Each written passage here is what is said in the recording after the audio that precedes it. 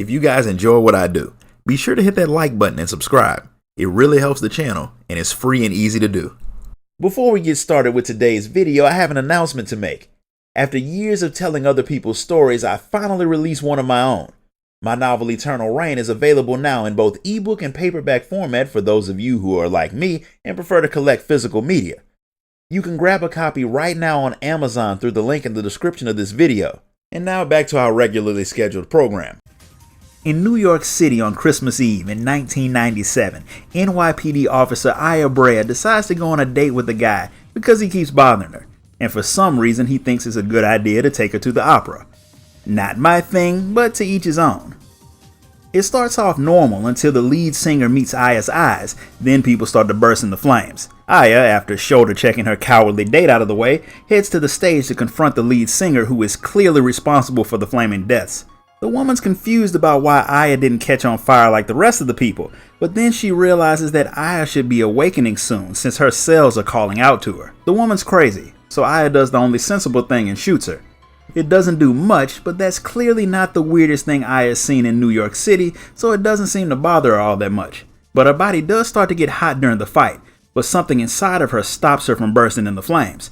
Something that the weird actress says will eventually make Aya like her. The actress calls herself Eve and seems surprised that Aya doesn't know her.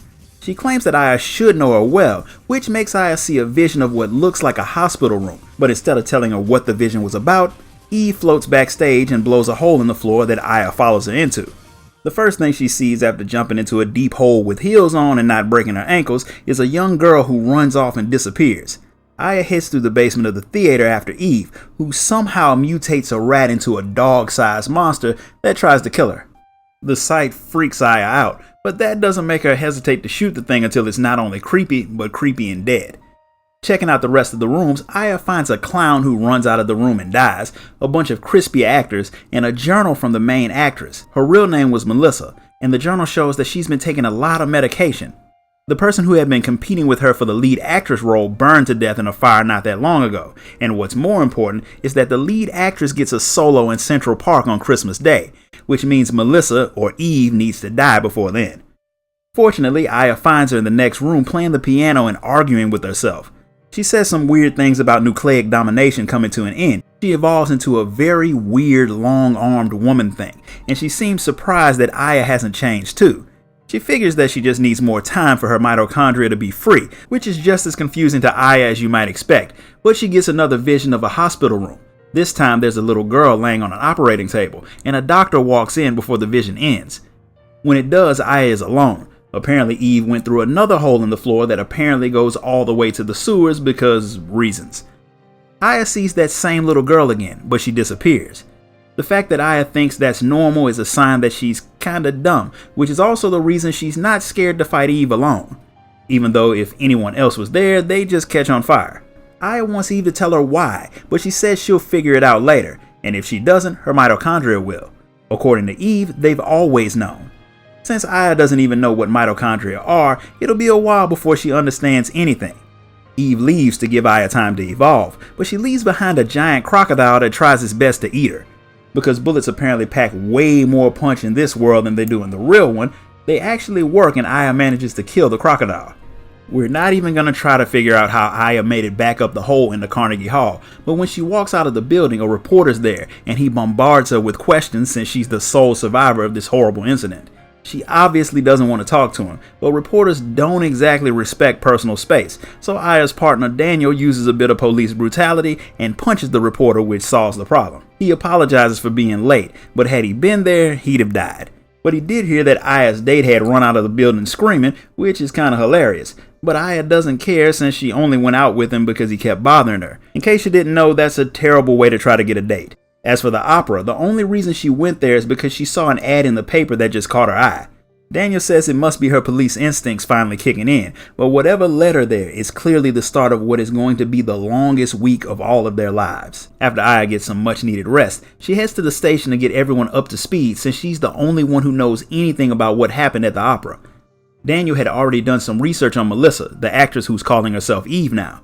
She has no relatives or close friends, and she was sick a lot, which explains the constant medications. The people at the opera were surprised that the woman could even stand long enough to sing. Her apartment burned down on that same night, so there's no way to find out what medication she was actually taking. Being antisocial and sick are pretty normal, but it doesn't explain how she was able to set people on fire with her mind. It's hard to believe at all. Even the captain can't believe that they're about to be dealing with a superpowered opera singer, but he still sends Aya to grab some heavier firepower from Taurus. The man runs the armory, but he's not that big of a fan of guns since his daughter was killed by one. Armed and ready, even though I don't see how a rifle is supposed to stop a bulletproof psychic, Aya runs into Ben, Daniel's son. The boy had come by to give his dad tickets to a concert, but with this new case, Daniel doesn't have time to go. He feels bad about it, but there's more important things to worry about at the moment. For starters, they have to deal with the press, and since Aya was the only survivor of the incident, Captain Baker wants her there. But he wants her to be quiet as much as possible, because the way the news works, they may try to make her into the bad guy. The press conference goes fine with the captain spinning a line of BS about chemical fires and such, but it immediately goes south when they ask Aya how she survived without even a burn, and she blurts out that Melissa said it was because her mitochondria were a mutation, and the actress Melissa had her body taken over by a monster called Eve. Baker runs the press off before he yells at Aya. Whether what she said was the truth or not is irrelevant. In the best case scenario, people will think she's lying and the police are behind the incident. Worst case scenario, people will believe her and she'll start a panic. Since scared people do really stupid things, that's a serious problem. His rant is interrupted by a phone call from a Japanese scientist who was talking about mitochondria and saying he's on his way over. All this talk about mitochondria reminds Nix that he recently read about a researcher at the museum who had a new theory about the mitochondria. After what Aya told the media, it won't take long before a few reporters go over there to pester the man, so Aya and Daniel head off to the museum to speak with Dr. Hans Klemp, who specializes in genetic research, and he works at the museum because he's not a big fan of people, which of course means he'll be overjoyed to talk to the two cops. I was being sarcastic. He's not eager to talk to them at all, but seeing his face triggers Aya's memories, and she sees Dr. Klemp standing over a girl in the hospital bed, which makes her think that she knows the man, but she can't quite remember from where. Antisocial or not, you can always get people to talk when you're asking about things that they're interested in. So when Daniel asks Klemp about his research and mentions the fact that the murderer thereafter said something about setting mitochondria free before burning people alive with her mind, he starts to talk. He's very unlikable, but he does tell you what mitochondria are. They are a part of each and every cell in the bodies of plants and animals and are responsible for creating the energy required for cells to function. Since they have their own DNA, they are basically a unique organism living inside of everything, a lot like a parasite. Granted, Dr. Klemp doesn't like it when Daniel calls them that, since humans can't exactly function without them. Without them, the human brain couldn't even function, and since they can produce over 200,000 volts of electricity or heat, if every mitochondria in the body activated at the same time, setting a human on fire would be pretty simple. They also control growth, aging, and evolution, and they grow and change at a rate 10 times as fast as a human. A scientist tried to chart how fast mitochondria mutated to help figure out just how old humans were. In the late 1980s, it was announced that the origins of humans could be traced back to a single woman in Africa, and they called the woman mitochondria Eve. After hearing that, Aya tells Klemp that the murderer called herself Eve, which makes him go quiet, and he refuses to say anything else, so the two cops leave, only to get a call telling them that they have a lead on Eve's location, and they need to get back to the station. Melissa had a solo concert scheduled for that day in Central Park. The concert got canceled, but this was before the age of cell phones, so people didn't know, and they've all gathered at the stage. The concert's in Central Park, the same place that Daniel's son was trying to get him to go with him and his ex-wife. Daniel races off to save them, and of course Aya goes with him, but he can't even make him past the park's gate without his body starting to burn, so it's up to Aya. The place is extremely dangerous since Eve has apparently taken over the mitochondria of the animals and caused them to mutate, but Aya makes it to the stage just in time to see the entire audience get liquefied by Eve. Aya chases after Eve, fighting a very giant worm before she catches up to the woman, and because Aya makes the best decisions, she hops in a carriage with the woman who promptly sets the horse on fire so it races down the street. Eve still doesn't understand why Aya is fighting her instead of working with her, since she should know who she is. But even though Aya doesn't seem to remember Eve, her body does, which is why she was drawn to the opera. Eve tries to talk to Aya's cells directly, saying that if the two of them join forces, all the mitochondria in the world will unite, but the horse finally dies and throws the carriage away from Eve, knocking Aya unconscious and causing her to see more visions of the hospital. Meanwhile, Daniel is still waiting for Aya at the entrance to the park when his son runs up. He had been with his mom, but she started to act weird. Ben had started to feel sick by the stage, so he ran away, but not before he saw his mom melt in the goo with the rest of the crowd. News of the massacre spreads fast, and since it's so much worse than what happened the night before, the orders come down to evacuate Manhattan while the cops stick around to fight Eve. Unfortunately, there's been no sign of Aya, so Daniel leaves his son at the station with Kathy while he goes off to search for her. To distract the boy, Kathy introduces him to Shiva, one of the oldest police dogs at the station. While Daniel's searching for Aya, Maeda, the Japanese scientist who was supposed to be on his way to the station, shows up, but the cops won't let him into the city. Fortunately for him, but not so much so for one of the cops, one of them bursts into flames and Maeda uses the distraction to run into the city. After having more dreams of the hospital, Aya wakes up in a bed in a very run-down bedroom with Maeda sitting on a couch watching TV. The man had found her and called the cops, so naturally Daniel shows up. He's a bit creeped out by how empty the city is, even though it's great for the traffic. Since he's finally found Aya, Daniel wants to know what happened in the park to the audience. When she tells them that the audience melted, Maeda says something really unexpected. He says that nothing like this happened in Japan, meaning this weird event isn't unique. It happened a few years ago on a smaller scale. It started when a scientist's wife had a car accident. The scientist tried to culture some liver cells to help keep her alive, and he named the cells Eve. The cells multiplied and the woman's mitochondria took over her body. After getting some sperm from her husband by means that we don't need to explain, Eve tried to give birth to an ultimate being, one whose body could contain her rapidly growing cells. Before her accident, the woman had been registered as an organ donor, so her kidneys got transplanted into a young girl that Eve put a fertilized egg in and used her to give birth to the ultimate being. But the creature didn't survive. The father's DNA didn't mesh with the creature, which is a good thing because there's no telling how powerful it would have been if it had survived. Maeda was interested in the scientist's research, so he went to the lab to see what he could learn, and when he heard about the incident in New York, he had to fly over. This stuff just keeps getting weirder and weirder, but Daniel's just happy that Aya's alive. He thought Eve had killed her, and Aya almost wishes that she had because with her immunity and what seems to be happening to her body, she thinks she might be a monster like Eve.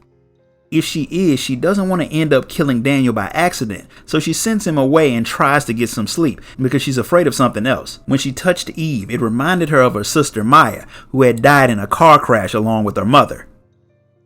The next day, Aya steps outside of the room and finds Maeda hadn't left like she had told him to. He'd slept outside of the building despite what could have happened to him, and Daniel shows up because regardless of how Aya feels, Daniel's not worried about her hurting him by accident or on purpose. They have a monster to deal with, so after they raid the local gun shop, the trio head to the museum since it has a research facility that Maeda can use to test something that he thinks might be useful. And since Dr. Clamp should have been evacuated by now with everyone else, they shouldn't have to deal with the overly annoying man. Maeda had took some goo from Aya's clothing that he thinks came from Eve, and he wants to see how strong her power is on the cellular level, since the body that she's controlling should be breaking down. First, he runs the test on his own blood, letting Aya see how Eve's cells attach to them and completely take over his. That's likely what happened to the animals that had attacked Aya. Normally, mitochondria never have the power to take over a cell, but Eve seemed to have evolved into something else entirely. Normally, those cells work in harmony with the other cells in the body, both keeping one another alive, but now Eve can just take over cells and siphon off what she needs. Aya is curious to see what happens when her own cells come in contact with Eve's, that way she can at least get an idea as to why she can fight the woman. When Eve's cells try to take over Aya's, her mitochondria give her cells more energy so they can fight the woman off. That explains how Aya is able to fight her, but that doesn't explain why her body evolved in a way to counter Eve's. Maeda has theories, but they don't get to discuss them before Clamp comes in. And of course, he's not happy to see them in his lab, but he is curious about Aya's cells and what's happening to her body once he looks under the microscope. He starts to question her, but Daniel sees a list of names on Clamp's computer, including both his ex-wife and his son. He was going to beat some answers out of the man, but Aya talks him down and they all leave. Maeda saw the list. It was a list that was used to determine if an organ donor would be a match for someone else. Daniel knows that Clamp is up to something, and he decides it's time to head back to the station to get permission to arrest the man. But when they get to the station, it's been attacked, and Aya gets the feeling that Eve is nearby. Daniel races off to find his son, and Aya follows him after Maeda gives her a good luck charm to waste inventory space. Things have gone bad for the NYPD. Cops are dead all over the place, including Torres, who couldn't bring himself to fire a gun even with his life in danger. And those that aren't dead are in pretty bad shape, but things get serious when Kathy tells Aya that Shiva went crazy and ran off, and Daniel's son chased after her. The dog is clearly about to change into a monster, and she's trying to escape before she hurts Ben, but he doesn't realize it. Lucky for him, Captain Baker grabs the boy right before Shiva turns into a monster from Stranger Things. Unfortunately, Baker doesn't have the bullets to kill the elephant-sized three-headed dog. Aya makes it there just in time to deal with the dog before it can kill them. Baker's hurt, but not fatally, and he did manage to keep Ben safe, something that Daniel is extremely grateful for. With the captain injured, Daniel is put in charge, and the first thing he wants to find out is why Eve decided to attack the police station, especially since they haven't exactly been a threat to her. He figures that Maeda might have an idea. Aya wants to know why Eve didn't show up herself this time. She only felt the woman for a moment before she vanished. Maeda thinks it was a distraction, something to keep them busy while Eve hunted down a sperm bank. Her body likely won't last much longer, so Maeda thinks she's going the route of her predecessor in Japan and trying to give birth to an ultimate being. The nearby St. Francis Hospital had a doctor that specialized in artificial insemination, so Aya and Maeda head there, leaving Daniel behind so he can look into Dr. Clamp, because he knows the man is involved somehow. It could be because the man gives off obvious bad guy vibes, or maybe he read the script. Either way, Aya and Maeda head to the hospital, and she realizes it's the one she had been seeing in her vision. The place makes Maeda feel hot when he gets next to the door, so after handing Aya another space-wasting charm, she heads inside alone. Eve makes her presence known very quickly by cutting the elevator cables when Aya gets into it, and cutting the power, forcing her to run around in the dark and fight monsters while hunting for a way to repair the power. Because it's a video game, she finds fuses in the area and uses them to restore the power, and she also saves a few doctors and patients who were still around. That leads her into the very room she'd seen in her odd memories, and she knows she was there, but she still can't remember why. The hospital staff point her in the direction of the liquid nitrogen storage that they use to keep the sperm in the sperm bank from spoiling, so Aya decides that it'll be a good idea to turn it off. That way Eve won't be able to get the baby batter that she needs. In the process, she finds the exact same donor list that had been on Dr. Clamp's computer, along with the patient records of her mother and her sister, who had been brought to the hospital on the same day as a girl named Melissa Pierce. An operation was done, but Aya doesn't know what it was because the pages were missing. So she heads up to the roof where she knows Eve is waiting. In the meantime, the Navy is sending out fighter jets to search for the people from Central Park. On the roof, Eve sends a giant spider at Aya, but apparently it exceeds the roof's weight limit and falls through it during the fight, giving Aya access to Eve.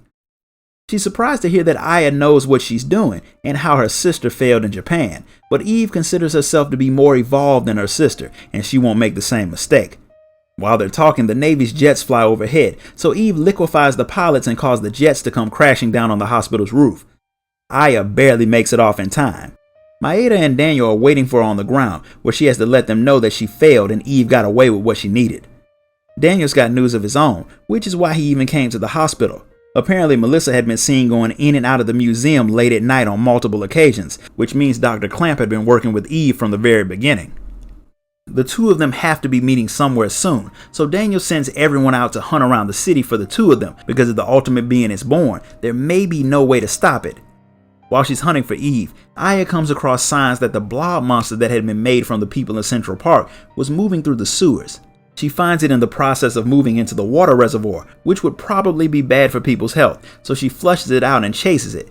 After dealing with a giant centipede, because Eve seems to enjoy mutating the most disgusting creatures she can find, Aya sees the slime heading to the one place that she should have expected it to go, the museum. She races over there and catches sight of a man in a white lab coat, who is obviously Dr. Clamp, but her hunt is made a little more difficult by the fact that the alarm system has locked a lot of the doors, and Eve has somehow resurrected some of the dinosaur bones and sent them to kill Aya. She fights her way past giant scorpions, velociraptors, and other things that should have killed her, and she manages to turn off the alarm, giving her full access to most of the museum.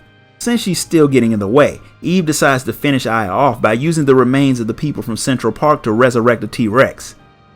Instead of fighting it, Aya avoids the King of the Beasts and heads to Clamp's lab because she figures he'll be there, but he's not.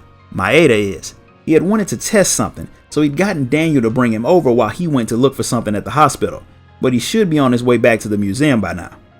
Maeda found a blood serum with Maya's name on it in Clamp's freezer under some research labeled Eve. Apparently it was made from liver cells that he had been cultivating for years, but all the data on what he was doing has of course been deleted.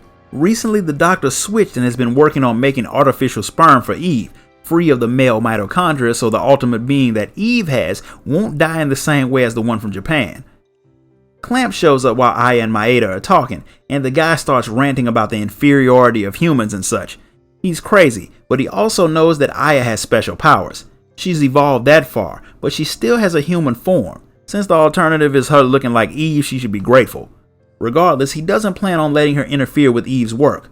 He goes to stab her, but Daniel comes in and saves her by punching the man in the face hard enough to put him to sleep for a few minutes. When he wakes up, he admits that he did remove the flaw that was in the ultimate being in Japan, so Eve's will be perfect when it's born. And it will be born soon since Eve is going through the fastest pregnancy in history. He's done his part, so he calls out to Eve to let her know that Aya and the others are in the room. As soon as she finds out, Eve causes the room to burst into flames, but not before Daniel and Maeda jump out of the window. They should still be very dead from hitting the ground from that height, but we're dealing with video game logic, so just roll with it. Clamp burns to death, and Aya heads to the top of the museum to deal with Eve once and for all, but she's attacked by a triceratops. She beats it, but it tackles her over the side of the railing and she falls several floors. She doesn't come out of that unharmed, but her body heats up and heals itself, which is a good thing because the T-Rex sees her and attacks. Because her powers are growing, she defeats it and comes face to face with an extremely pregnant Eve. She gets ready to put Eve down, but the blob that had been the people from Central Park forms a really big human-looking thing and reaches through the wall to drag Eve to safety. Daniel and Maeda, who should be dead, are waiting outside of the museum for Aya, and they got a very good view of the disgusting creature. On a less important note, Maeda knows what medication Melissa was taking and why. She'd had a kidney transplant as a kid, and as luck would have it, she'd gotten the kidney from Aya's sister, Maya. I just can't understand why the girl's parents were so lazy with the name choices. Naming one kid Aya, then just adding an M to the next kid's name just screams I'm lazy and don't care. Both Aya's mother and sister were organ donors, but her mother was too badly mangled after the car wreck to use her organs, but they were able to put Maya's kidney into Melissa, which is why she had to take the pills to keep her body from rejecting it. There was an intern who was there for the operation, and he was none other than Dr. Clamp, and he heard firsthand how the doctors who removed Maya's kidney screamed about how unusually hot it was. At that point, it was too late not to put it into Melissa, which led to Maya's mutated mitochondria eventually taking over the woman's body. She sped up the process by overdosing on the medication, which caused her immune system to weaken enough for Eve to fully take control. Technically, this means that Eve is Aya's sister. Meanwhile, the Navy finally gets permission to do more than just fly over the city. They launch an all-out attack on the giant blob that's headed toward the Statue of Liberty. Apparently, they didn't learn anything after Eve melted the last pilots, but these died just as quickly as Eve's creature forms a protective barrier around her so she can give birth in peace. Realizing that they can't even hurt the thing, the Navy sends a helicopter to pick Aya, Daniel, and Maeda up. Since she's the only one that can get close, they want to put Aya in a helicopter so she can fly up to Eve's monster and blow it up. The chopper will be on autopilot, so all she has to do is ride and shoot. Other soldiers act as human shields to make sure she gets in range, which works, and she succeeds at blowing the thing apart along with Liberty Island. However, Eve emerges from the goo alive and unharmed, so Aya decides to parachute down to finish her off once and for all. They fight, and it turns out that Aya's powers are greater than Eve's, and the woman dies, melting into the goo with a very creepy smile on her face. With Eve dead and Aya back safely on the Navy ship, Daniel and the others think it's all over, until everything starts to shake. It turns out that Eve dying hadn't stopped the ultimate being from being born, and what has to be the ugliest baby ever pulls itself out of the goo and cries, causing a lot of explosions. Everyone thinks it'll probably be a good idea to run, but Aya decides to stay and try to kill the thing since she's the only one who can.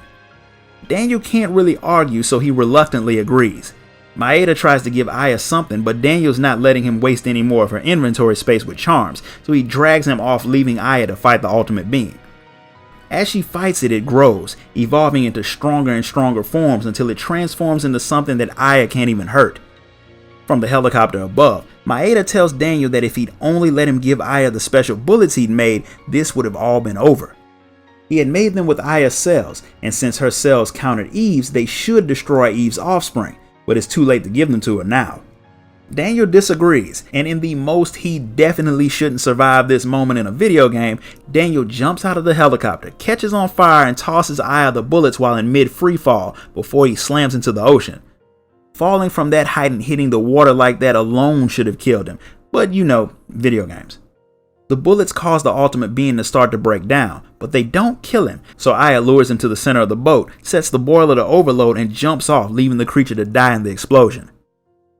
What has to be the longest week of all of their lives is finally over, but Aya still can't understand why she has those powers. Maeda does. It's because a part of Maya was put into Aya too. She was only 7 when her sister died, so she doesn't remember. She was born with a defect in her right eye, so when her sister died, they transplanted her right cornea into Aya. They say that when you experience serious trauma, what you see is branded onto your cornea, so the visions Aya was having of the hospital were the last things her sister ever saw. And the powers that Aya has came from her sister's last gift to her. Without that gift, the city, and likely the world, wouldn't have made it. To celebrate, Aya, Maeda, Daniel, and Ben, for some reason, decide to go to the opera. And while they watch the show, Aya's eyes start to glow, and her body begins to activate something in the people around her, which means if another Eve shows up, Aya won't have to fight it alone. This concludes the story of Parasite Eve. If you enjoyed this video, hit the like button, subscribe, ding that notification bell, join the Discord, and if you really want to show your support, you can donate to the channel through the link in the description. Until next time, guys. Later. In a world of war and dragons, the small village of Seles is attacked, and for unknown reasons, a young girl named Shauna is taken. Not having a clue what's happening in his hometown, Dart, who's slowly making his way back there after being away for 5 years, hears some soldiers riding by on horses, and because he's curious, he goes to see where they're headed. They see him, and since he doesn't look like a regular person, the red armor is a clear giveaway that he's not a farmer or some other type of regular job-holding man. 2 of the soldiers try to question him at spear point, because it's always smart to start conversations by threatening people. Since he's clearly a fighter, he pulls a sword of his own, but we don't get to see him fight the men because a green dragon shows up. Dart does the only smart thing that you can do in that situation, and that's run away. He's not fast enough to get away though, but lucky for him, a woman in some of the least practical armor you can find, since it covers only one of her legs, snatches him out of the dragon's path, and the 2 of them hide until it leaves. Dart's grateful to the woman for helping him avoid getting squished, but she's more interested in figuring out why the Emperor would use a dragon to take down such an insignificant little village. Seeing as how it's his home, Dart runs off to try to help his people, even though the woman says that the village has already been destroyed. As he runs off, the woman is shocked to see that the stone she has resonated with Dart for some reason that she can't believe, but that'll probably be important later. He races off to Seles and sees that the woman was right. It's been completely destroyed, but there are still Sandoran soldiers there tormenting the survivors. Dart finishes some of them off and stops them from killing a villager, who lets them know that despite there being a truce, the Emperor attacked the city anyway, and for some reason his people took Shauna. The man dies shortly after that, but Plos, another man who Dart saves, lets him know that the whole attack was just so they could take Shauna, but he's not sure where they took her, so Dart decides to beat the information out of the soldier who was leading the group that took his village. Because the Empire didn't really expect much resistance from Seles, they didn't send their best, and Dart not only kills their leader, he gets the man to tell him that they took Shauna to Hellena prison. Once he makes sure his village is cleared out so his people can start rebuilding, he heads to the prison to free his friend, which won't exactly be easy, but he's still gonna do it. Apparently Hellena prison doesn't really work too hard to keep people out, because Dart just hides in the back of a merchant's wagon and rides in. Granted, most people are trying to break out of prison and not into it, so I guess the security would be better on the inside of the prison. The place is run by a giant warden named Frugal who has no problem killing his own men. I never understood how criminals kept people working for them when they murder their own people to show how bad they are, but I'm guessing $20 is $20. Dart gets through the place without setting off any alarms, partly because a knight from Basil named Levitz broke out of his cell and tried to free some of his friends. Unfortunately, they get killed anyway. After Levitz deals with his friend's killers, he sees Dart and mistakes him for a prison guard and attacks. Dart holds off the attack for long enough to tell Levitz who he is so the man will stop trying to impale him. Once they realize that they don't have to kill each other, the 2 of them deal with the guards that show up, which gives them a bit of time to catch their breath and talk. And the first thing Levitz wants to know is what would make someone break into a prison. When Dart lets him know that he's there to rescue someone, Levitz decides to hold off on getting back home to report to his king about what happened so he can help Dart find Shauna. 1, because he thinks it's a noble cause to try and save a friend, and 2, it'll be easier to get out of there if he has someone guarding his back since security is picking up after all of the fighting that's been going on. Shauna's in a cell that's heavily under guard, but with the two of them fighting together, they take them down and free the woman. Dart and Shauna spend way too much time talking since they haven't seen each other in years, which gives more guards time to show up.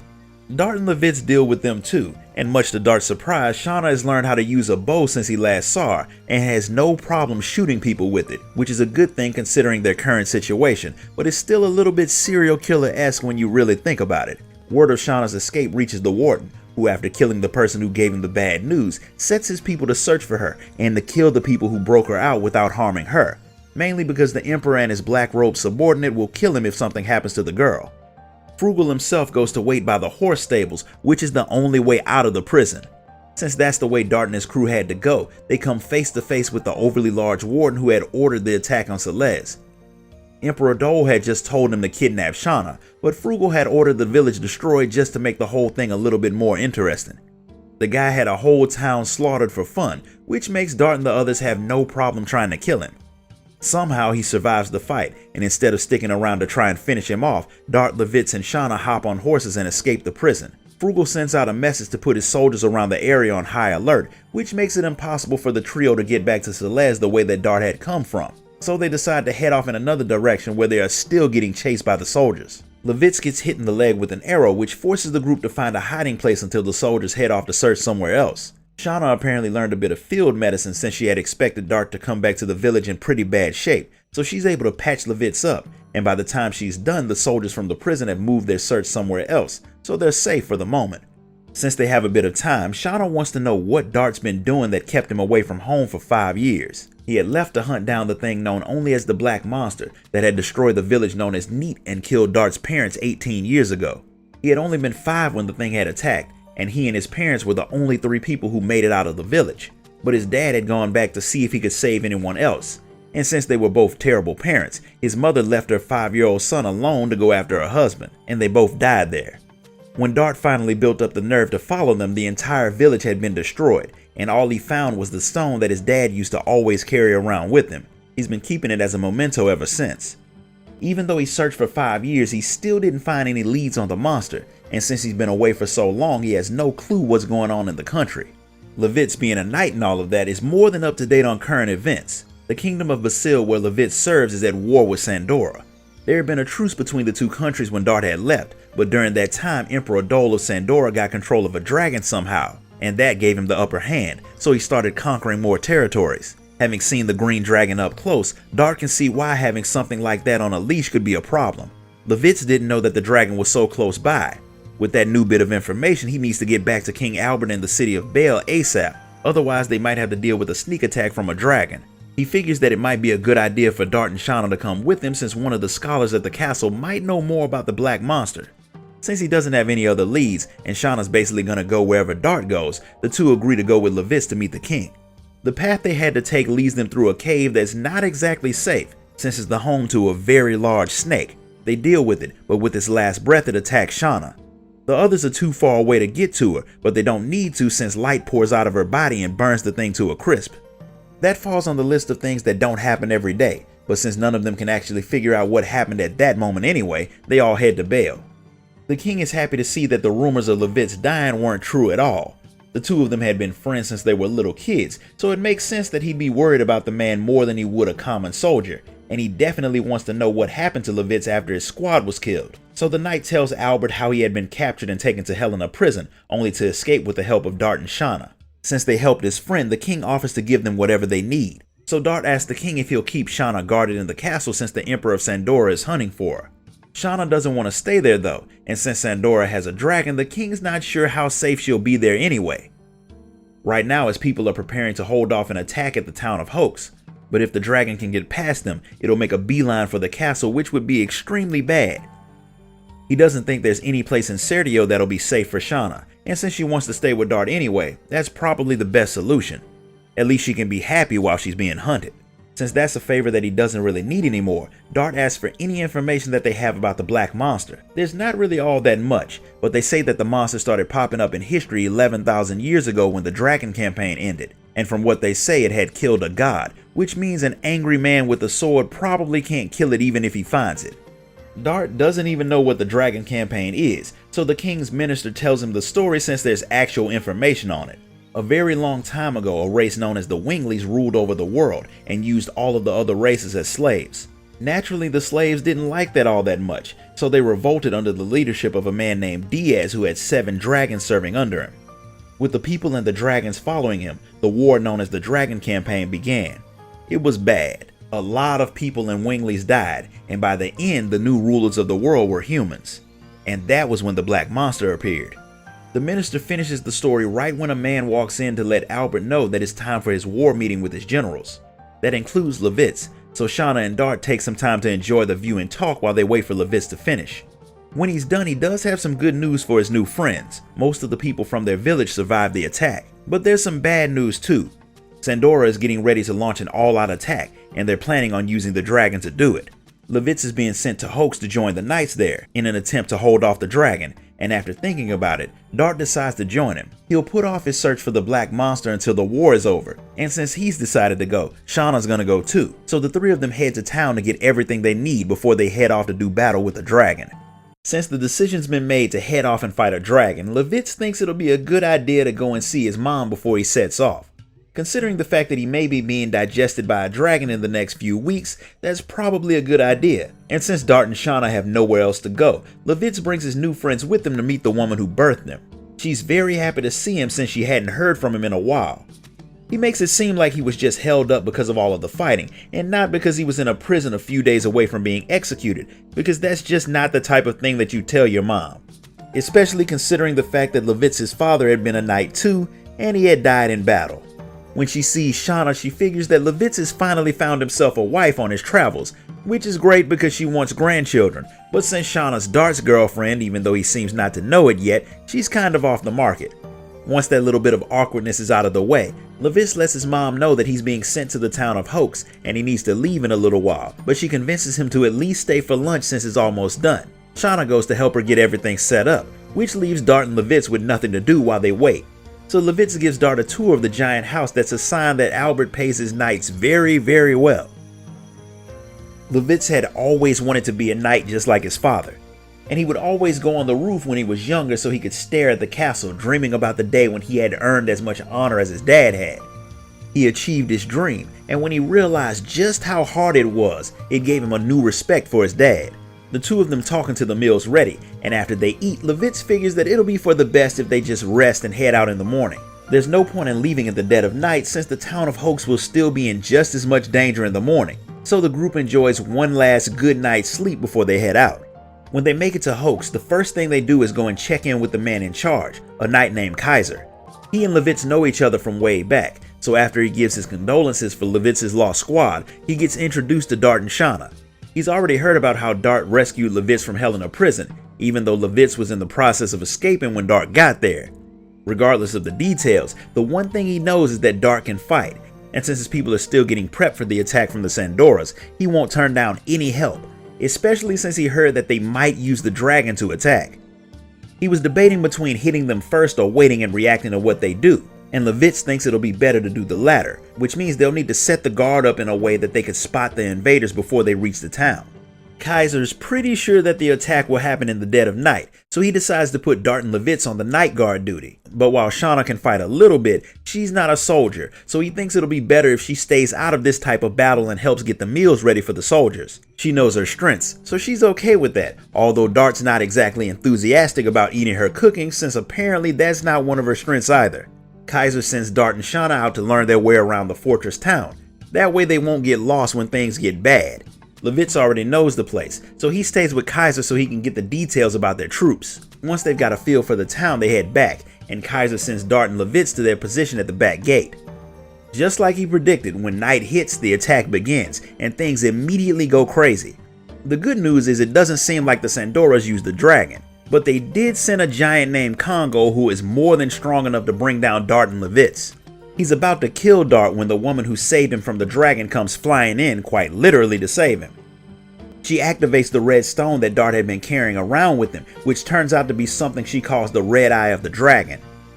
It transforms Dart into a Dragoon and he easily overpowers Congo. Seeing their giant friend get knocked out makes the soldiers decide that it's best to retreat for now. Congo isn't unconscious for long. He's a little harder to kill than that, but he's not ready to go another round at the moment, so he runs away too. Shauna comes out to see if everyone's okay, and with the fighting done, Dart transforms back to normal and passes out. When he wakes up, he recognizes Rose as the woman who had saved him before, since she's back in her regular one-leg covering set of armor. That's twice now that she saved him, but this time she did it because she was curious about the Dragon Eye Stone Dragoon spirit that he had, mainly because she has one too. Both stones glow, which according to her means that the people holding them were born to wield the power of the dragons. They don't glow for just anyone, and only those select few can draw power from them. Rose hadn't known if the stone would transform Dart or not, but if it hadn't, then Congo would have killed him. She seems to know a lot about the Dragoon spirits, and considering the fact that most of that knowledge was lost, Levitz wants to know where she learned so much. The stories he had heard in the castle said it was the Dragoons who led the humans in the Dragon campaign, but it didn't say much else about them. She doesn't tell him where she learned it all, but she does admit that the other reason she helped him is because his little group of friends reminds her of the crew that she used to travel with years ago. Unfortunately, they're all dead now. The conversation is cut short when a soldier comes running into the town looking for Kaiser. He's shouting about the fact that the 7th fort out in the marshland is getting attacked by the dragon. The two knight groups that are stationed there are severely outmatched and they need some help. The dragon apparently had its nest in the forest that's blocked by a place called the Volcano Velude. The fact that the Sandora sent a member of the Giganto race to attack one place and a dragon to attack another makes Kaiser think that this war can't be won by just humans. Rose agrees. It doesn't matter how many knights they send at the dragon, they won't be able to beat it. But a Dragoon can, and between Dart and Rose, they have two of them. Granted, Dart won't be much use if he passes out every time he transforms, so Rose gives him a crash course in all things Dragoon. Then the group heads off to the Volcano Velude. When they get to the place, the very first thing that they see is a firebird, and the thing immediately sees them and tries to attack. They run away deeper into the volcano, which, in case you didn't know, being that close to lava without serious protective gear would have melted the skin off of their bones. But we'll just ignore the video game logic for this one. Shauna starts to hear something calling to her and she runs off, which is top tier stupid considering where they are. The others chase after her, and they find her staring at what looks like a giant statue that's laying in the lava. But the thing's not a statue at all. According to Rose, it's called a Virage, and it's still very much alive. Way back in the Dragon campaign, when the Winglies were outnumbered by the dragons, they summoned their own creature to counter them. Those things were the Virage, and even though the Dragon campaign was 11,000 years ago, the Virage isn't dead, and sensing Dragoons in the area, the thing wakes up and attacks. It's not all that dangerous, probably because it's been comatose for 11,000 years, so the two Dragoons put it down, knocking it back into the lava where it melts away into nothing. This gives the crew freedom to move on further through the very inhospitable volcano. Apparently they aren't the only ones wandering around in the area, because they hear a badly dressed guy screaming for help. I don't know how, but he ended up dangling by his vest over a drop that would have definitely killed him. His name is Dabas, and he's a merchant from a place called Lohan. He had heard that there was something in the area called the Burning Gem. It's apparently worth a lot of money, and since he likes money, he decided to look for it, but a brush with death made him change his mind and he thinks it's about time to head home. Dart and his crew head in another direction and run right into the Firebird that they had hoped to avoid. It blocks their path, so the only thing they can do is fight it. The thing's not as deadly as they thought, so they put it down, clearing their path to the place where the battles won't be nearly as easy. The nest of the green dragon Fabran.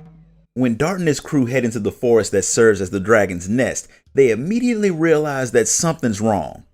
There are no soldiers around guarding the area, and that's because the entire place is so full of poison from the dragon that everything is either being mutated by it or just dying. Shauna starts to feel the effects pretty fast, but after resting for a minute she starts to feel fine. The smart thing to do is get out of the forest before she gets sick again, and that means they need to hunt down the dragon, which shouldn't be too hard to find since it's about 30 feet tall. It doesn't take much for the group to stumble into the heart of the dragon's nest, but what they find there isn't the dragon but a man named Graham. Levitz knows him very well, and to put it simply, he hates the man, and for good reason. He had served under Levitz's father until he had betrayed him and got him killed along with a lot of other knights. Levitz plans on killing the man for it, but that might be harder than he expects it to be, since Graham is apparently a Dragoon. Rose isn't exactly shocked by that, since only a Dragoon can order dragons around, so there had to be one there giving Fabran orders. The green dragon shows up, proving that the man can control it, which is an impressive feat. But Rose is more interested in finding out where and how the man got his Dragoon spirit. Like most villains, he's all too happy to talk too much, and he tells her that he got his powers from Dole, who got it from Emperor Diaz. That's kind of impossible since Diaz died 11,000 years ago. But Graham doesn't have a reason to lie, nor does he care if she believes him or not since he's about to kill them anyway. He tries and fails, which leads to Graham being fatally injured. Even dying, the man still manages to talk a lot, and he tells Levitz that he turned on his dad because he was jealous of how strong he was. His jealousy made him look for power elsewhere, which led him to working for Emperor Dole and turning on his country. That's a pretty flimsy reason to betray your friends and family, but it doesn't take that much for some people. Regardless of the reason, he got what he deserved, and he dies, which causes the Dragoon spirit that he had used to choose Levitz as his new master. Rose thinks it's strange that their little group just so happens to have yet another person who can use a Dragoon spirit, but she doesn't get to dwell on the fact because the poison finally starts to get to Shauna. Unlike Dart, Rose, and now Levitz, she's not immune to it. She's in pretty bad shape, which means they won't be able to cross the volcano again, so instead they head to the trade town of Lohan that's supposed to have a fantastic doctor there. With it being such a large city, it makes sense that they'd attract some of the top people of different professions. But even the doctor, a man named Sanator, has never seen dragon poison anywhere other than in books. The poison attacks the mind more than the body, eventually causing the brain to shut down. Unfortunately, there's nothing he can do to treat it, and if she's not treated soon, Shauna won't last a week. There is a plant called the Dragoni plant that's said to help with dragon poison, but the plants are as rare as dragons, so Sanator has no idea where it is. With Lohan having so many people coming in and out of it, Dart figures that someone should have heard about the thing, and it turns out that someone has. That someone is the treasure hunting merchant Davos, who Dart just so happened to have saved recently from falling into the volcano. He doesn't have the plant, but he says that it should be found to the shrine in the north of the poison-filled forest. When Dart, Rose, and Levitz make it to the shrine, the first thing they notice is a sculpture of a dragon that glows along with their Dragoon spirits, which means that there's a Dragoon, or at least another one of the stones holding the power of a Dragoon somewhere in the ruins. That means that even if the Dragoni plant isn't there, the place is still worth a visit. Unfortunately, the shrine isn't exactly uninhabited. Aside from the random monsters, a man named Drake has set up a lot of traps to keep people out. When Dart and his group make it past the traps, Drake decides to deal with them himself to stop them from stealing the treasure that's hidden there. Up against regular people, he might have had a chance, but fighting 3 Dragoons doesn't end well for him. When he goes down, the spirit of a woman named Shirley, who Drake was really trying to protect, shows up, and she wants to know why Dragoons are bothering her. The ghost actually recognizes Rose, and she seems shocked to see that the woman's still alive. She understands why and how after a minute, but she doesn't explain it to the rest of the group. Dart doesn't take time to try to figure it out anyway. He just wants Shirley to give him some of the Dragoni plant. Shirley didn't even realize that the dragons were still alive, but unfortunately she doesn't have the plant that can cure their poison. She does know of another way that Shauna can be healed though, and it's with the white silver Dragoon spirit that she just so happens to have. After asking the group a few questions about their goals and motives, Shirley deems them worthy enough to take the Dragoon spirit, and she shows them how to use it to heal. By using its power with one of the other spirits, the healing can be drawn out of it, and Dart tests it by healing Shirley's guardian. Having passed on the Dragoon spirit to someone worthy, Shirley fades away, and Dart and the others rush back to Lohan to heal Shauna. Dart sets the spirit down next to Shauna and gets ready to use it, but before he can activate it, the thing powers up on its own and heals Shauna, something that only happens because Shauna, as a surprise to no one, is also a Dragoon. With Shauna healed and the dragon dealt with, there's not all that much for Dart and his crew to do outside of wait around until King Albert goes on the offensive, so that gives them a bit of time to relax. There's a tournament called the Hero Competition coming up soon, and it has warriors coming from all over the world to compete. Since the winner gets the title of the strongest man in the world, Dart decides to join in. Levitz, being a knight, is forbidden from joining, and Rose won't because she's such a good fighter that she doubts anyone there can beat her, so Dart joins alone. After Levitz tells him not to turn into a Dragoon during the matches for obvious reasons, he heads off to the waiting area, where he sees his old teacher Hashel knock some guy out who's talking too much. Dart hasn't seen him for a while, but Hashel can see that his former pupil hasn't gotten soft since they went their separate ways. That's good because the old man has no intention of going easy on Dart. He does want to know how Dart's hunt for the Black Monster went, but they don't get the chance to catch up since the matches are about to start. Dart beats his opponents and makes it to the finals where he expects to fight his former teacher, but Hashel actually lost to a swordsman named Lloyd who's apparently really strong. He's also not all that friendly. Dart meets him before their match, and he's not exactly the talkative type. but what he's lacking in social skills he makes up with combat prowess, and he proves that he's a way better fighter than Dart by beating him easily and taking first prize. Being known as the second greatest fighter around isn't a bad thing, so Dart heads out to celebrate and introduce his teacher to his friends. Hashel, just like everyone else, immediately sees that Shauna has a thing for Dart, and he's kind of shocked that Dart hasn't figured that out himself. But he's not exactly traveling the world to play matchmaker, so his pupil's love life isn't all that high on his priority list. He's actually been looking for his daughter who ran away a long time ago. While he was out hunting for her, he had come across Dart, who was in the middle of his own hunt for the Black Monster. That was about 4 years ago, and after that they started traveling together. But even after going their separate ways, neither one of them have actually completed their mission, and it'll be some time before Dart can get back to his hunt, because a wounded soldier from Basel comes stumbling into the city with some bad news. King Albert's been captured, and they took him to Hellena prison. Levitz wants to run off and break into the prison immediately, but charging off without a plan won't help the king at all. So Hashel calms the knight down by giving him the universal anesthesia of a really hard punch, so they all can take the time to plan their next move calmly. While Levitz was unconscious, Hashel went and got a bit of information, and it turns out that the situation is even worse than they thought. The entire city of Bale has been taken over, so the only knight that's even free to try and save the king is Levitz. The attack had caught them off guard, and to make sure that the people were safe, King Albert had given himself up. There's no telling what they're planning on doing to the king, so Dart and the others don't have much time to waste. Hashel decides to put his hunt for his daughter on hold for a bit to help out. Since he's been looking for her for nearly 20 years, a few days on a side quest won't hurt anything. So the group heads off to perform yet another prison break from Hellena. Frugal, who hasn't gotten any less crazy than he had been the last time Dart had broken into the place, is planning on executing the king despite the fact that he's supposed to keep the man alive. He's expecting Dart and Levitz to try to show up and save him so he can kill them too, which all goes against the agreement that Albert made with Dole. I don't know why people think sacrificing themselves will make people fulfill their promises to them. Once you're in their hands, you don't exactly have any leverage anymore. So once they break their word, there's not really anything you can do about it.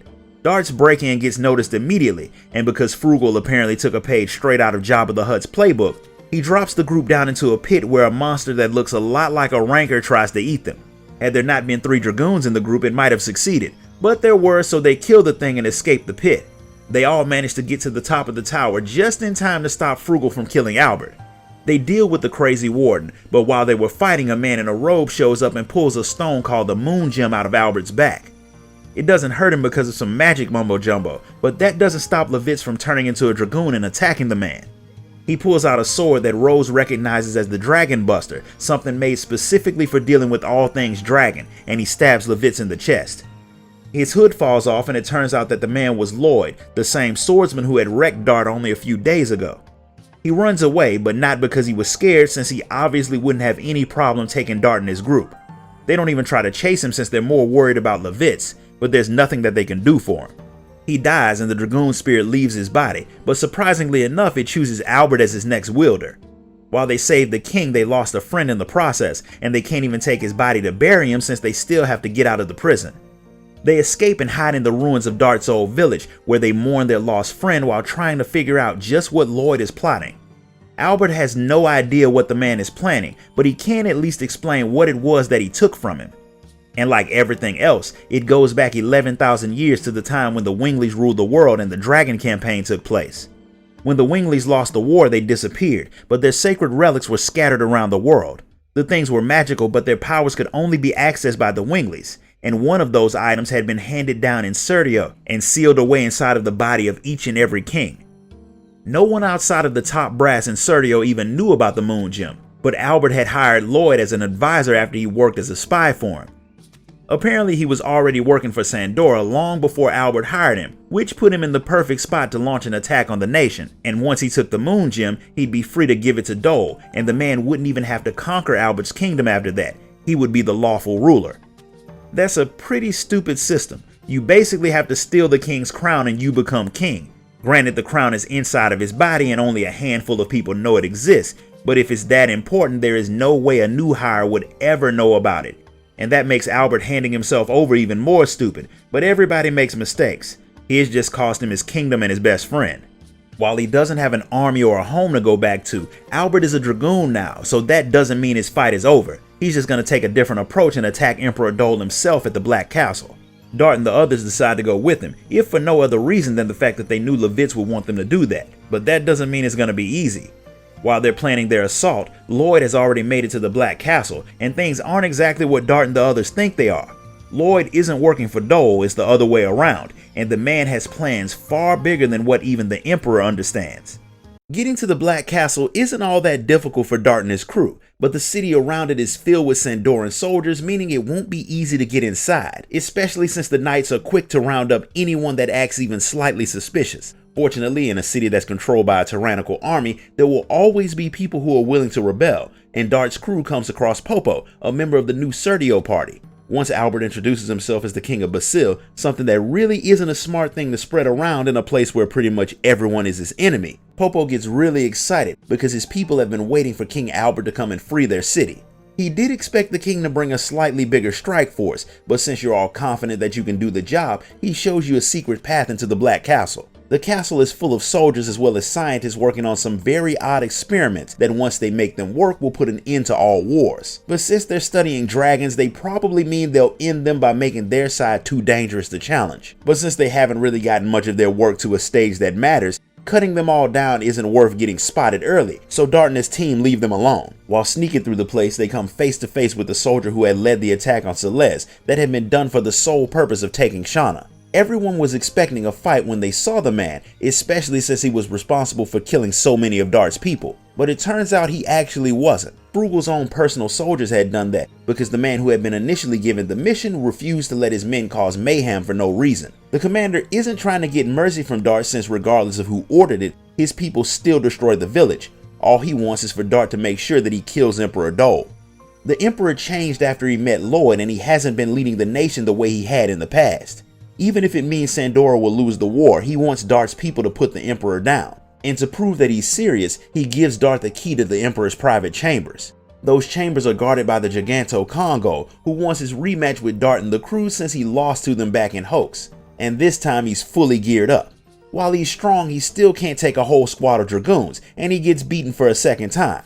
Since his honor is gone now after that loss, he wants Dart to finish him off, something that Rose is perfectly fine with doing, but Dart stops her. She's pretty sure that will come back to bite the entire group in the future, but since she agreed to follow Dart's lead, she lets it go, and they head off to face Albert's uncle, the Emperor. The fact that the man killed his own brother is a pretty clear sign that he won't hesitate to kill his nephew, especially since he thinks Albert is just as much of an incompetent leader as his brother had been. Once he's finished with his work, he's pretty sure that he can build a better nation. Dart doesn't care about any of the political nonsense, he just wants to know why Dole kidnapped Shauna. That was actually all Lloyd's doing. It had something to do with getting the girl before the moon that never sets starts to get bigger. But Lloyd's not the one giving the orders either. Emperor Diaz wanted the girl, but since Diaz died thousands of years ago in the Dragon campaign, Rose is pretty sure Dole is talking nonsense. Whether they believe him or not is irrelevant since he plans on killing them. And since he's also a Dragoon, because of course he is, that's a very real possibility. He loses the fight, however, and because villains seem to get really talkative during their last moments of life,